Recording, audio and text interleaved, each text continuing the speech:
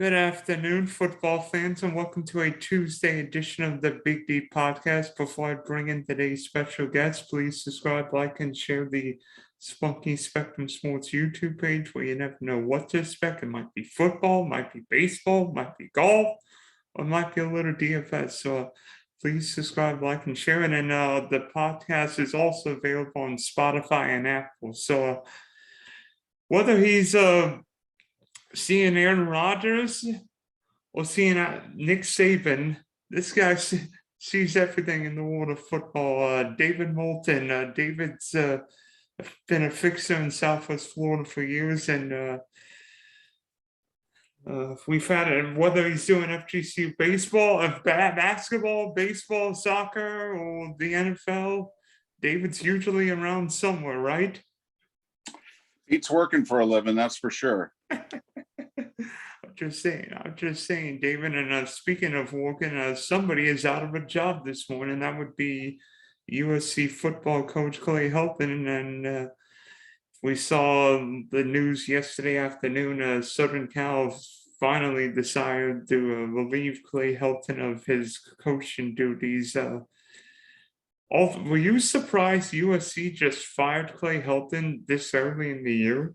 No, because they were down 4 touchdowns mid-fourth quarter, and 2 garbage time touchdowns doesn't shake the, stink of where they are as a program. And you got to remember, this is an outsider as AD.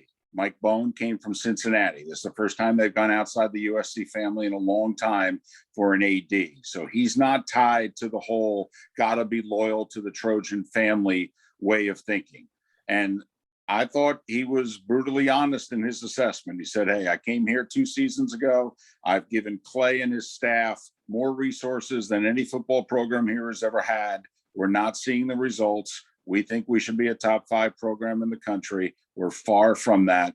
I'm making a change now. It also gets the word out early to agents and to prospective candidates. All right. Instead of doing this in mid-November, in which we all kind of know the 6 or 7 jobs that are becoming available, you get this out there early now.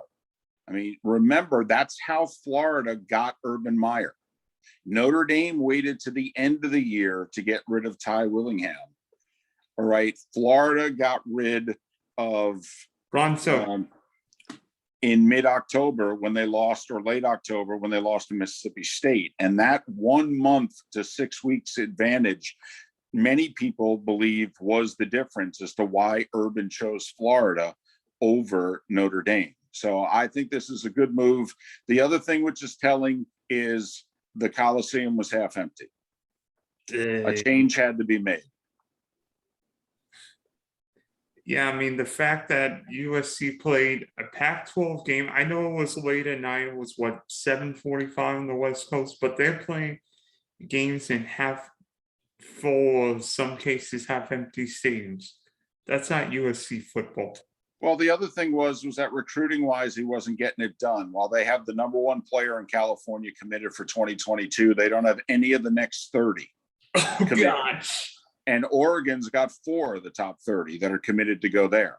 So that's, you add it all up. They're not winning in the last 2+ years. I think his last 32 games, I think he was 18-14.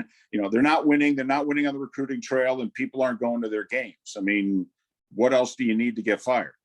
And I'm glad you mentioned recruiting, because speaking of Oregon, probably the number 1 defensive player in college football is not at USC. He's at Oregon, Thibodeau. And look at Ohio State, Alabama, and Clemson, all starting quarterbacks from California. Exactly. And if you're USC, I'm from New Jersey. And I have thought forever that Rutgers should be a top 20 program, because New Jersey's always been a top 7 to top 10 state in the country for high school football talent. And it's the old, in theory, if you put a fence around the state of New Jersey, you should be a top 20 team. Well, my goodness, if you could get the top recruits in California, I mean, how are you not a top 5 team? Yeah, because find me the three big states for high school recruits are Texas, Florida, and California. But Right. yet, And Bob Ryan had a funny line years ago when Pete Carroll turned USC back into being a dominant force. And I think it was Tony Kornheiser on PTI that asked him, Bob, what are your thoughts about this? And he said, well, if Pete Carroll needs a running back, he opens up the window to his office and yells, hey, I need a running back. And 4 top 20 running backs come running.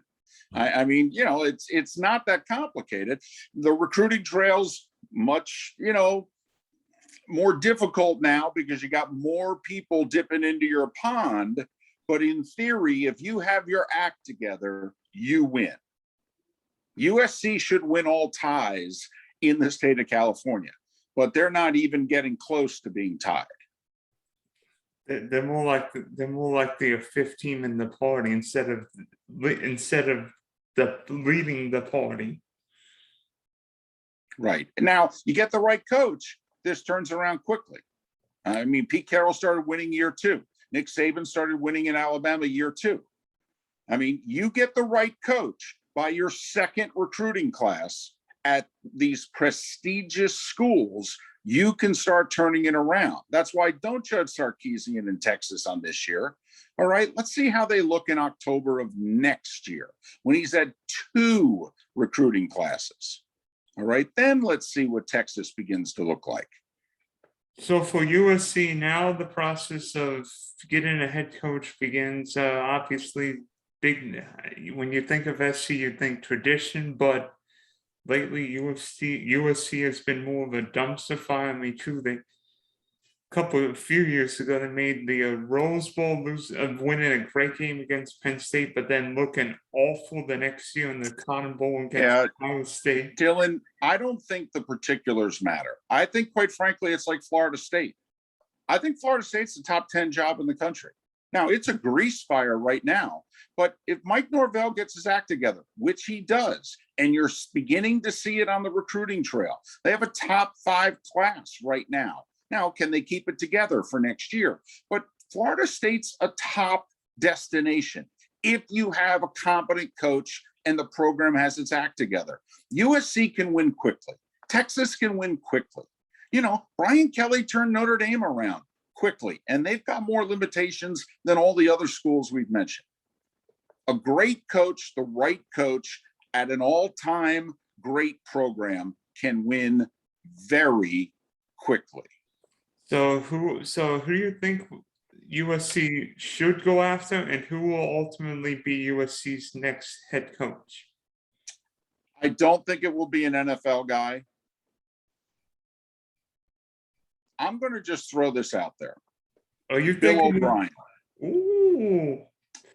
Who is a former NFL head coach, but he's also a former college head coach. He began to turn Penn State around before leaving for the Houston Texans, and James Franklin picked up the ball from there. James Franklin, I think, will also be on the short list. But I'm just throwing that out there, Bill O'Brien. And I think why I might be interested is Bill O'Brien is where right now? He's the offensive coordinator at Alabama. Exactly. Now, D, what I would do, and I'm serious about this, I would call Lane Kiffin. I would say, listen, I wasn't here 10 years ago. And besides, I think it's proven out we were wrong. Okay. You said this is your dream job.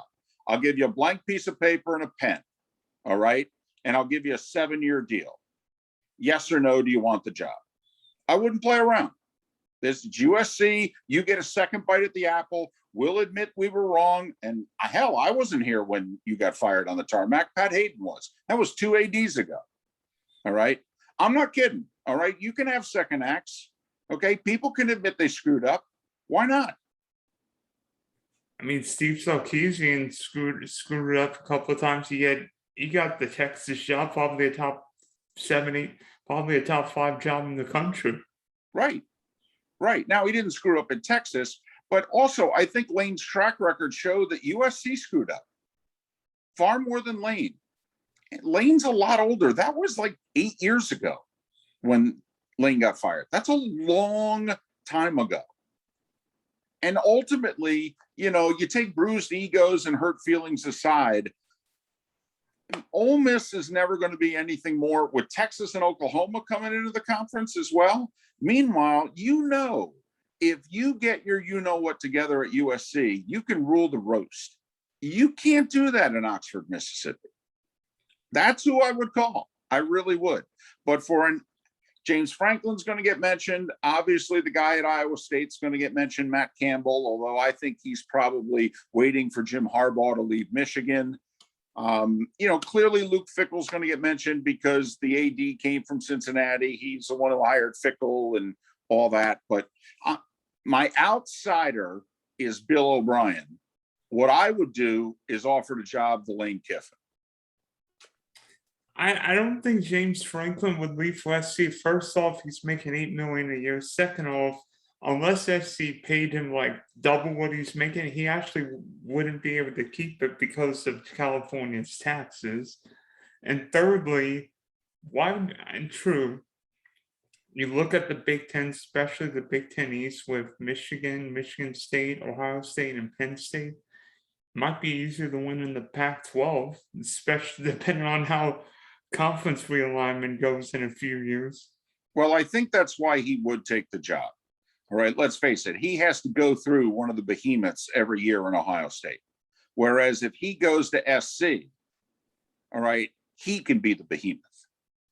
And it's an even richer recruiting ground than where he is right now, which is one of the 5 best places to recruit from. He goes to arguably the best place, certainly one of the top 3. And USC was paying Clay Helton $5 million. It's a private university. They've got money. All right. They can afford to pay James Franklin, $8+ million. They can. Do you want the job? Yes or no? It's going to be interesting. And speaking of underachieving programs, if you look, Texas lost to Arkansas. I know people are going to say, well, Steve Sarkisian is not the coach for Texas. First off, can we let him breathe a little bit? He's been in Austin, an hour and a half? Yeah. Pete Carroll went 6-6 his first year at USC. They lost a bowl game with minus rushing yards his first year. And the very next year, they finished 3rd in the country. Nick Saban went 7-6 his first year at Alabama. If anybody judges Steve Sarkisian based on 2021 in Austin, they're an idiot. Yeah, I think Urban Meyer lost 3 games at Florida in his first year at Florida, and then they won the national championship in 2006. Right. He's not even coaching his recruits yet, really. He's coaching Tom Herman's recruits. Right. But a couple other underachieving programs, Nebraska, Michigan, and Tennessee. Is Tennessee made a lot of is Tennessee going through a lot of the same issues that Texas with Josh Heupel there? No, Tennessee's problems are more in line with Nebraska and even to some degree Michigan, because Tennessee doesn't have a home recruiting base. This has become a very difficult job. If you think back 30 years ago, the 90s was when Tennessee football was at its peak into the very early 2000s.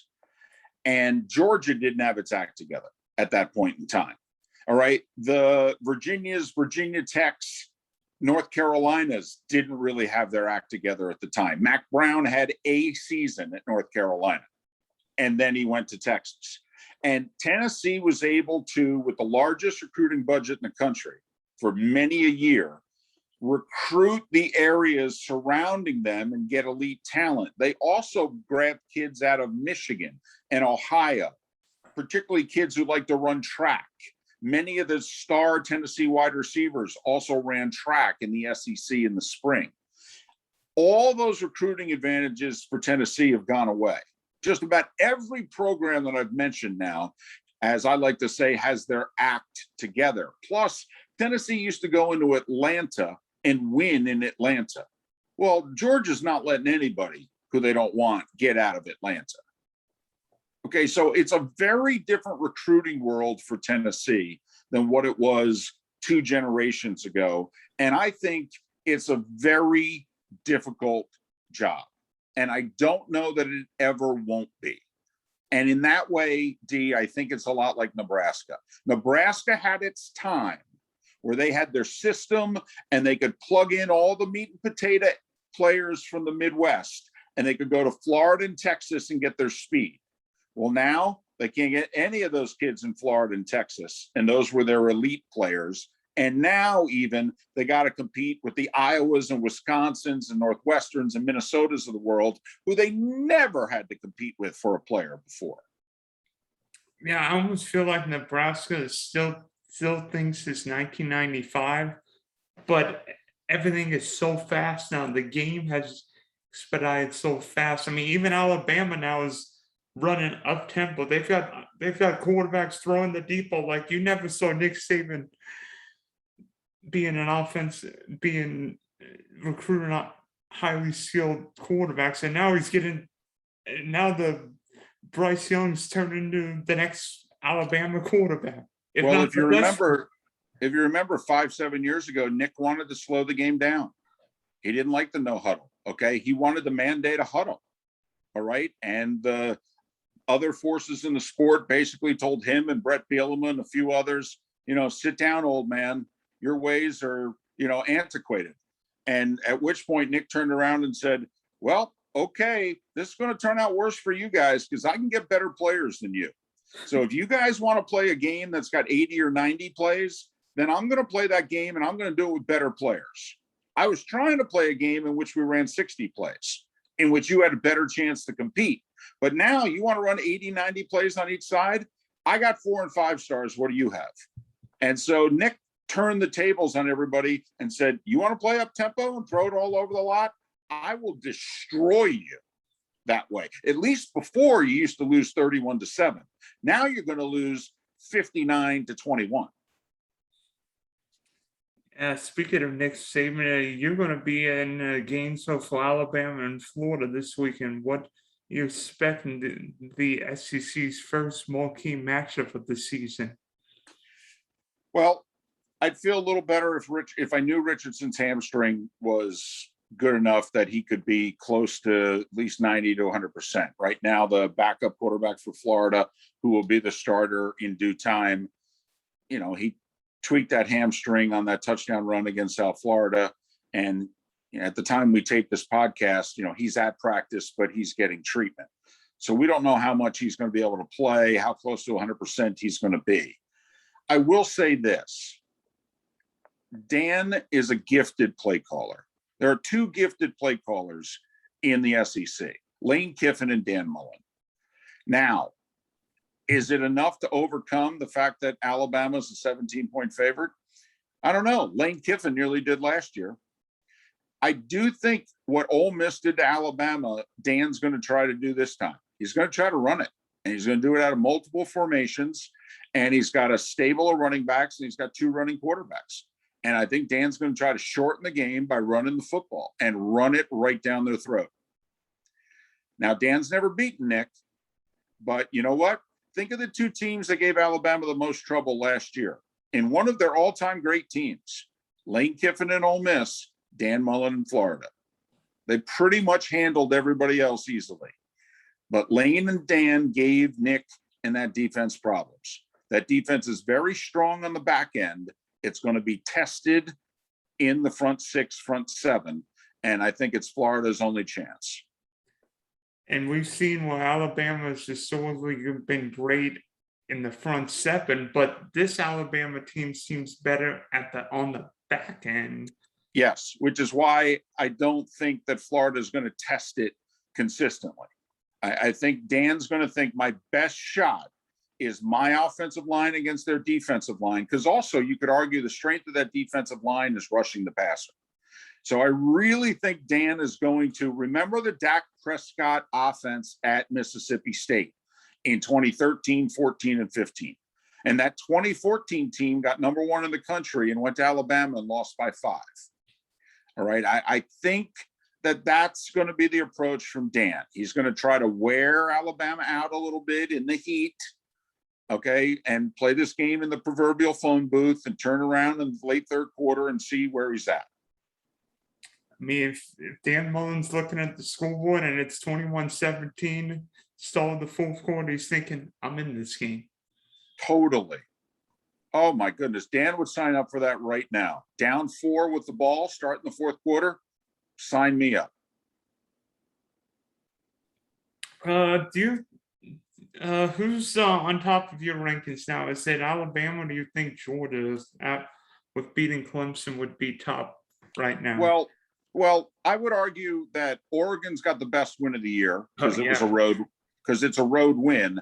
Georgia's got the second best win of the year because they beat a top 5 team on a neutral field. But Alabama right now is best until proven otherwise. Here's Georgia's problem. Offensively, they're not up to par with the other elite teams. It's going to be very difficult to win playoff games the way they beat Clemson. Their defensive front overwhelmed Clemson's offensive line in early September. It could be an entirely different game 4 months later when you give an offensive line and a unit time to gel. At some point, JT Daniels and the Georgia offense is going to have to win a big game. Now, my guess is that game is going to be the cocktail party. Florida's going to score a few points and force Georgia to score a few. And that's when the Georgia offense is going to have to, rise up. But until Georgia offensively joins the elite programs offensively, I got to just kind of push them to the side. I mean, if Georgia's even confident offensively, we know that great defense. Georgia could win a lot of games, maybe 24-20. I mean, if Georgia... Dylan, it's really tough to do that nowadays, though. I mean, it is. The offense is, I work with Gary Danielson in the SEC on CBS, and he told me something when he played, which was a while ago. He said, I always thought the third wide receiver was better than the third corner on any team. And he said, we used to have 2 all-pro corners in Hanford Dixon and Minifield. And he said, and our wide receivers would beat them in practice all the time because it's just tough to cover guys. They know where they're going. Okay. We know where they're going. Usually you've got pretty good quarterbacks. It's tough to stop a passing game. And that was then. The modern passing game. Wow. I think it's tough. I thought you saw it last year. Georgia had a terrific defense. Alabama scored 41. Roasted that, and then Florida put up a few in Jacksonville. Right. And Alabama had a pretty good defense, and Florida put up 46 on them. When you've got NFL talent, which a lot of these elite teams have at quarterback, running back, and wide receiver. Well, how are you going to stop that on Saturdays? We're talking NFL talent and the level of coaching in college right now is excellent. These kids are coached up more, they're coached up better, and they're more talented, quite frankly, as freshmen and sophomore at quarterback and receiver than we've ever seen. I mean, think about it. Alabama had a guy drafted 5th overall and 4 first-round draft picks at wide receiver on the 2019 team. And LSU beat them. With a first-round quarterback, a first-round running back, and 4 first-round wide receivers. And LSU outscored them. That's how hard it is to play defense right now at the elite level. And Alabama's seen 4 wide receivers drafted the last 2 years. And 2 first-round quarterbacks and a running back. Right. And you know what? Well, actually, you could argue 3 first-round quarterbacks if you're going to count Hurts as being an Alabama quarterback. Okay, can I say 2? Can I say 2.5 because Hurts was a second-round guy? Well, at least 2.5. Well, that's true. He was a second-round pick. Okay, but he played most of his career at Alabama, so I do think that the Tide should get most of the credit there. Yeah, speaking of NFL quarterbacks, the game you covered this weekend, Packers Saints. Well, there was one good quarterback and one not so good quarterback. It's just that the good quarterback played like the bad quarterback, and that would be Aaron Rodgers. What the heck happened? Well, what happened was pretty simple. Chuck Noll, in one of his final years of coaching, was asked. Sorry about that. Chuck Noll, in one of his final years of coaching, was asked, "Has the game passed you by?" And he said, when the game becomes something other than blocking and tackling, yes, the game will have passed me by. New Orleans dominated Green Bay up front, on both sides of the ball. There was a minute 10 left in the first half. The Packers had the ball twice, and the Saints had only had it 3 times. The Saints did something Sunday which hadn't been done in the NFL in over 20 years. 2 15-play touchdown drives back to back. They simply shoved it down Green Bay's throat, and then Green Bay, with no Bakhtiari at left tackle and a new center and a new right guard, got manhandled up front. Fortunately, they play in the NFC North, and they've got Detroit at home next Monday night. They'll be fine. Yeah, and good news, everybody in the NFC North lost, so it's not like you dug yourself a hole. Yeah, we've got a lot of extremes like that. 3 of the teams in the AFC East lost. The whole AFC West won. The whole NFC West won. Houston's the only undefeated team right. in the AFC South. 3 AFC South teams lose. 3 NFC East teams lose. I mean, it's remarkable how it seemed to be pretty much all or nothing. So what was the most impressive win you saw, and what was the most impressive performance you saw on Sunday? Arizona going into Nashville and absolutely humiliating a team that I think is pretty good. And I mean humiliating them. And so I think Arizona is the #1 performance of the week. The Saints are a close second, but I think, the Saints, more people thought a little more highly of New Orleans despite all the changes than they did of Arizona. People still not taking Arizona seriously. Tough to not to take them seriously after last Sunday. I mean, I thought it would have been a shootout. I thought that game would have been a shootout in Nashville, but one team was ready for the shootout, and it wasn't the Titans. I mean, Kyle looked terrific in that game, throwing and running. I mean, DeAndre Hopkins. I bet the Tennessee Titans are glad he's not in the AFC South anymore. Well, the other thing was, here was Arizona wanting to trade Chandler Jones because they can't agree on a contract. He's entering the final year of his deal. And he has 3 sacks in the first quarter and 5 for the game against a Pro Bowl left tackle. So, listen, there's a lot of motivation in Arizona. You got veterans there who desperately want to win, and you've got a coach for sure, and maybe even a GM who need to win this year or they're going to be fired. There's a lot of motivation in Arizona to get it done this year. I will throw another team out there that's getting no love. And granted, they did not play a good team, but the Philadelphia Eagles looked really good. And the one thing you can say about Philadelphia, they're pretty darn good at the line of scrimmage on both sides of the ball. And so you wonder if maybe they're going to hang around in that division that they're in a lot longer than people think, because on both sides of the ball, they got some really good linemen. And if Jalen Hurts is going to take care of it the way he did on Sunday, and for 1 week anyway, all those young running backs and wide receivers look competent after, for about the last 2 years, looking disappointing. It seemed like all the rookie wide receivers looked good on Sunday. I mean, Jamal Chase scored a touchdown, Devontae Smith, Jalen Warren. It seemed like, and all 5 first-round rookie quarterbacks found the end zone, whether throwing or running. Pretty remarkable. Shows you that the times, they are changing. I mean, could Philly's success have been because they faced a crappy team with a new head coach, and actually the 2 head coaches, but what I saw. Well, but see, that's just it, D. I mean, you got to give Philly credit. They were a crappy team with a first-time head coach. I mean, Nick probably came with a game plan.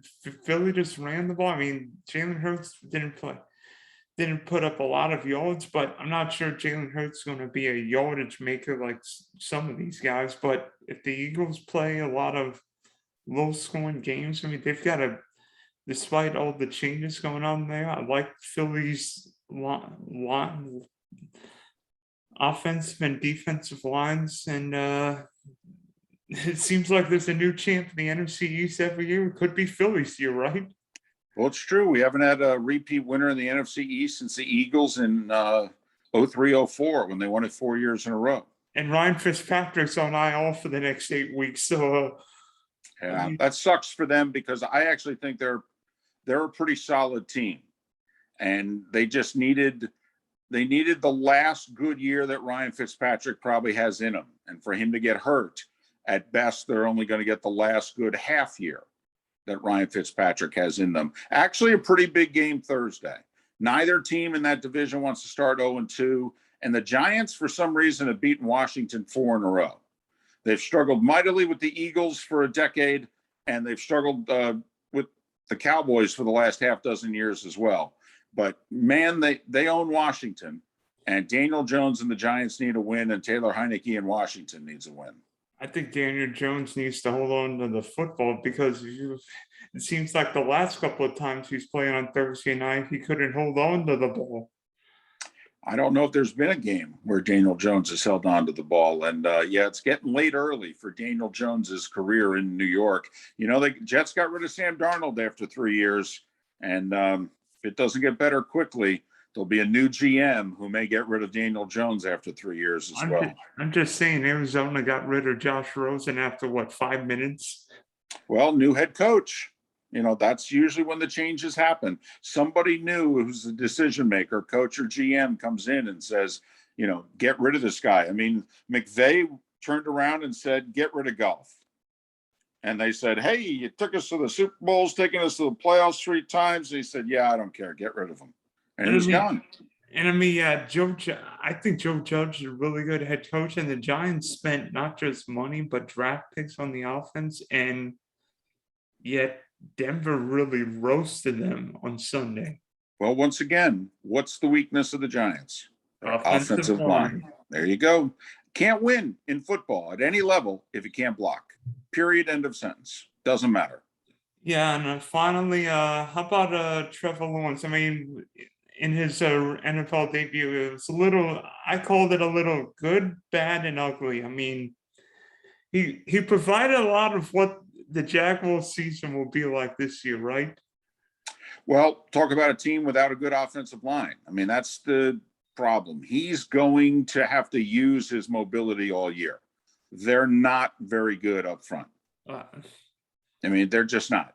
And listen, I think Urban, if he can get along with the pro player, okay, Urban knows how to run a team.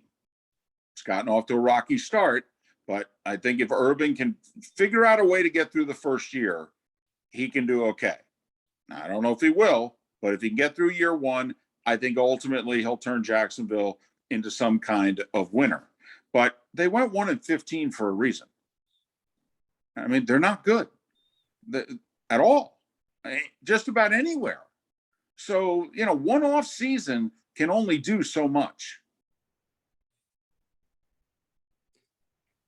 Yeah, I mean, other than maybe wide receiver, maybe running back, although he's the answer. I mean, James Robinson was a non-factor. And I mean, in a game, They can't block.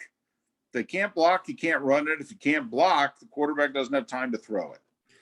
And if we couldn't block the Houston Texans, Lord knows what we're going to do against what the Jags would do against Von Miller this weekend.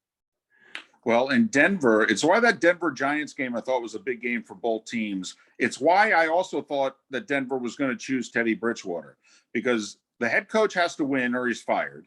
And even though it's a new GM, that organization's had 4 straight losing seasons. They haven't had that in 50 years. So these are really dark times in Denver. And they open with the Giants, the Jags, and the Jets. And I think that Vic Fangio, the head coach, looked and said, you know, we can win these games if we just don't screw them up. And which quarterback has a better chance of screwing them up? Drew Lock. So I'm going to go with Teddy Bridgewater, who may not be great, but he rarely turns the ball over. And I think we can start 3-0. And that goes a long way in this league. I'm just saying, and Denver moved the ball well. Teddy played fishing really well. Yep. Fortunately, Judy's out, but I think he'll be back in like 4 or 5 weeks. But Denver's okay on offense. I mean, Melvin Gordon looked like he was 5 years younger on Sunday. Well, Jacksonville's going to struggle up front in this game. Jacksonville has to hope that maybe the heat affects the Broncos. Remember, they're not used to playing in heat or humidity, and they're going to get both on Sunday. And if you're the Jags, you have to hope that it pays dividends. Same with Miami hosting Buffalo. I mean, every now and then a team from the north just comes and wilts in the Florida heat and humidity in September. Quite frankly, the Gators, even though it gets hot and humid in Alabama, the Gators have to hope that maybe, those Alabama players aren't used to playing 60 minutes. That's why the longer the Gators can stretch this game out, just, Florida humidity is even a little worse than Alabama humidity. Just make the swamp a little extra toasty on Saturday afternoon, right? Well, then it'll be a full house, so it'll be a lot of hot air there. That's what we like to see. So thanks for hopping on, David, and wish you safe travels to Washington. Watch it. Well, hopefully they've fixed the field issues. I'm sure you heard the not the field, the stadium issues in DC, and we'll see you this weekend for Alabama and Florida. Thanks, Steve.